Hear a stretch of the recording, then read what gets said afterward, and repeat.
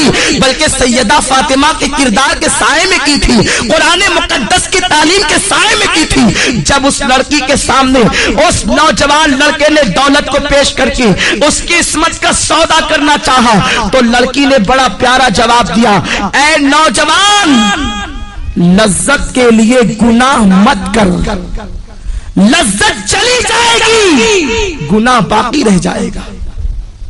لذت کے لیے گناہ مت کرو، یہ لذت چلی جانے والی چیز ہے، اور گناہ ایک مرتبہ گناہ کے دفتر میں لکھ دیا گیا وہ ہمیشہ باقی رہے گا۔ ارے ایک گناہ کا عذاب انسان برداشت نہیں کر سکتا، انسان ہزاروں گناہ کرتا ہے۔ قرآن کہتا ہے اِنَّ بَطْشَ رَبِّكَ لَشَدِيدٌ، تیرے رب کی پکڑ بڑی سخت ہے۔ اے میری بہنوں، کم از کم اپنے آپ سے تو تم محبت کر لو، اللہ کا عذاب بڑا خطرناک ہے۔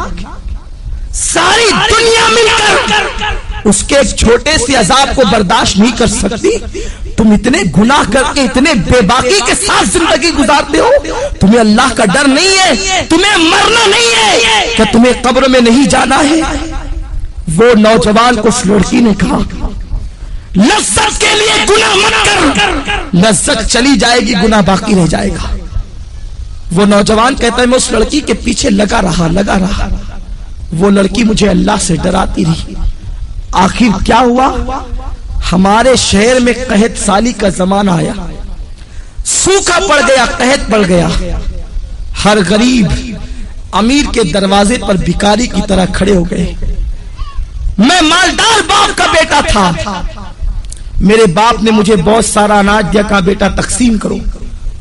میں اناج تقسیم کر رہا تھا کہ میرے دروازے پہ وہ لڑکی بھی چلی آئی۔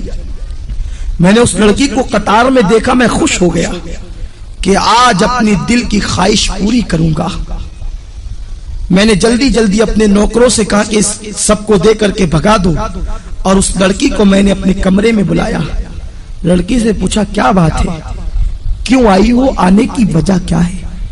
لڑکی نے کہا اے نوجوان، تو جانتا ہے کہ میری شادی ہو چکی اور میرے 3 بچے ہیں، میں ماں ہوں، میرے بچے بھوک کی وجہ سے تڑپ رہے ہیں، خدا کے لیے کچھ اناج دے دے تاکہ میرے بچوں کی زندگی بچ جائے۔ اس نوجوان نے کہا اے لڑکی، میں تیرے قدموں میں دولت کا اور اناج کا انبار لگا دوں گا، تو ایک مرتبہ میرے دل کی تمنا کو پورا کر۔ لڑکی نے کہا تیرے دل کی تمنا کیا ہے؟ تو اس نوجوان نے کہا کہ میں تیرے ساتھ زنا کرنا چاہتا ہوں۔ لڑکی لرز گئی اور کہنے لگی نادان، اللہ سے ڈر، اللہ کے رسول فرماتے جب کوئی لڑکا اور لڑکی زنا کرتے ہیں تو ان کا ایمان ان کے سینوں سے نکل جاتا ہے، ایمان دلوں سے رخصت ہو جاتا ہے۔ اور اللہ کے حبیب فرماتے ہیں جب کوئی مسلمان مرد اور عورت بدکاری یعنی زنا کرتے ہیں تو زمین رو کر اللہ سے کہتی اے اللہ تو مجھے اتنی طاقت دے دے تاکہ میں پھٹ جاؤں اور ان دونوں کو اپنے اندر دبوچ لوں۔ اتنا بدترین جرم ہے زنا، اللہ سے ڈر، تو کیا کہہ رہا ہے؟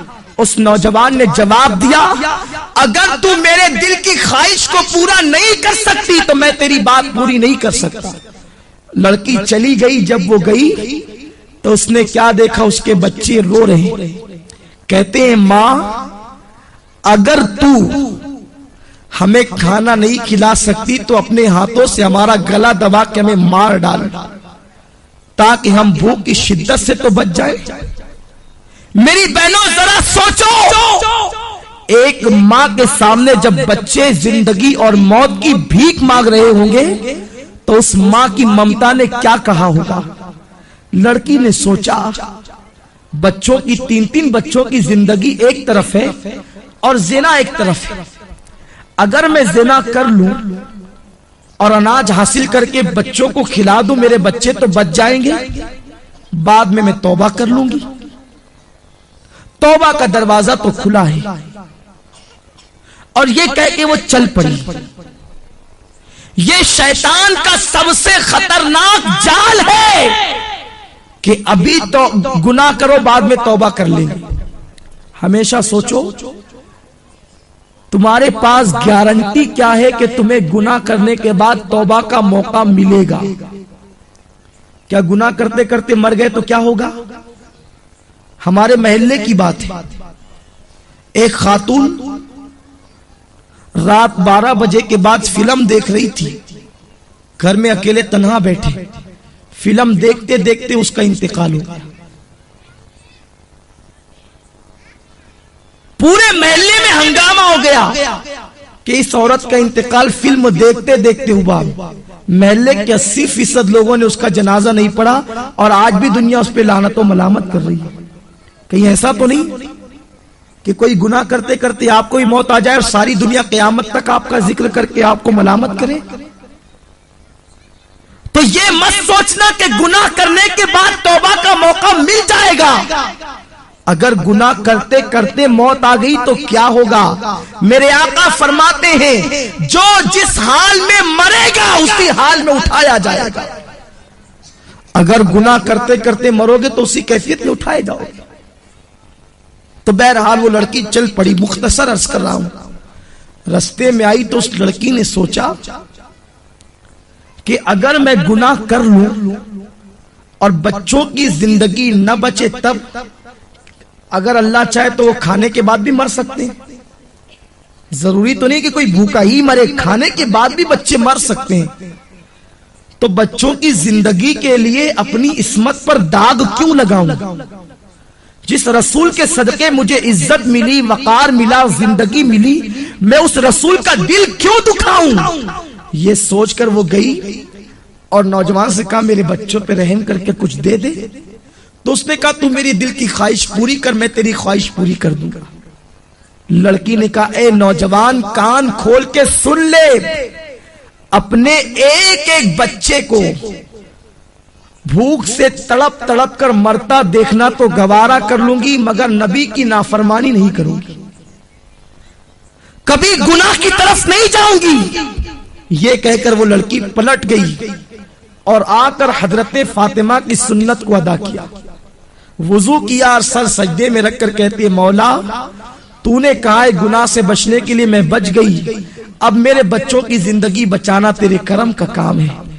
ادھر یہ دعا کر ہی رہی تھی، ادھر دروازے پہ دستک ہوئی. دروازہ کھول کے دیکھا تو وہی نوجوان اپنے نوکروں کے ساتھ کھڑا ہے. اس کے ہاتھوں میں بہت سارے روپیوں کے تھال اور اناج موجود ہے، کھانا موجود ہے. لڑکی نے کہا کیا بات ہے، کیوں آئے ہو؟ اس نوجوان نے کہا اے عورت، تو غریب بھوکی پیاسی ہو کر اللہ سے اتنا ڈرتی ہے تو مجھے مالدار ہو کر اللہ سے کتنا ڈرنا چاہیے. میرا دل تیرے تقوی اور پرہیزگاری کی وجہ سے بدل گیا. آج کے بعد میں تجھے اپنی بہن مانتا ہوں، سارے ناپاک ارادوں سے میں نے توبہ کر لی، یہ لے میری طرف سے تحفہ قبول فرما اور اپنے بچوں کو کھلا دے. اس لڑکی نے کہا رک جا، پھر سجدہ کیا اور کہتی ہے اے اللہ، یہ نوجوان اگر اپنے قول میں سچا ہے، یہ اگر صحیح کہتا ہے تو یہ تیری بندی تیری بارگاہ میں دعا کرتی ہے کہ تو اس پر دنیا کی آگ بھی حرام کر دے اور جہنم کی آگ بھی حرام کر دے. وہ نوجوان کہتا ہے وہ اللہ سے ڈرنے والی بندی کی دعا کا اثر ہے کہ جیسے میں آگ میں ہاتھ ڈال دیتا ہوں تو آگ میرے ہاتھوں پر اثر نہیں کرتی. اس کی دعا میں اتنی تاثیر کہ اس نے مجھے دعا دے دی تو میں دنیا کی آگ کو پکڑتا ہوں تو آگ میرے ہاتھوں پر اثر نہیں کرتی. مجھے امید ہے کہ جہنم کی آگ بھی میرے جسم پہ اثر نہیں کرے گی. میری بہنوں ذرا سوچو تو صحیح، اگر ایک عورت گناہ سے بچے، ایک عورت اگر برائی سے بچے تو اس کی دعا میں اتنی تاثیر پیدا ہو جائے کہ اگر وہ کسی کے